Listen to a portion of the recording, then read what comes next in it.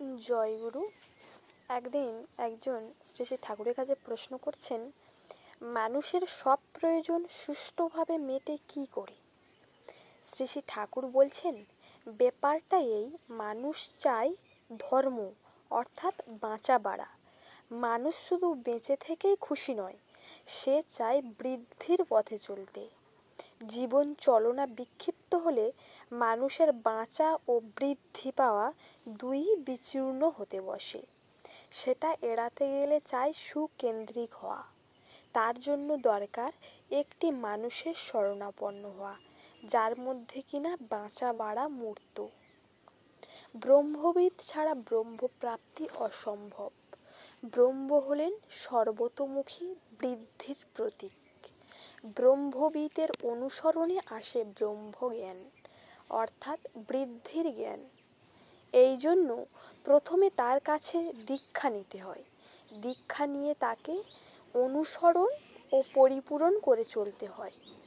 প্রত্যেকে পরিপূরণ করবে তাকে তার সহজাত কর্ম দিয়ে। ব্রহ্মবিদ হলেন সকলের অভিন্ন আদর্শ। এই অভিন্ন আদর্শকে অনুসরণ করার ভেতর দিয়ে সমাজের বিভিন্ন শ্রেণী ও ব্যক্তির মধ্যে আসে সংহতি। তাতে শক্তি ও ধর্ম দুইই মাথা তোলা দেয়। তাতে কারো কোনো প্রয়োজন অসিদ্ধ থাকে না।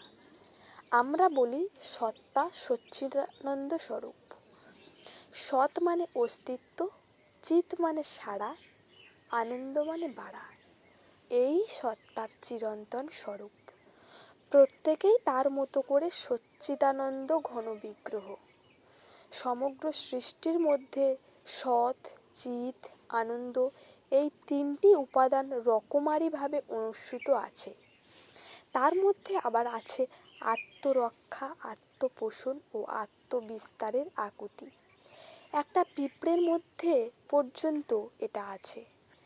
ধর্মের মধ্যে আছে সপরিবেশ নিজেকে ধারণ, পালন ও পোষণ করে চলা।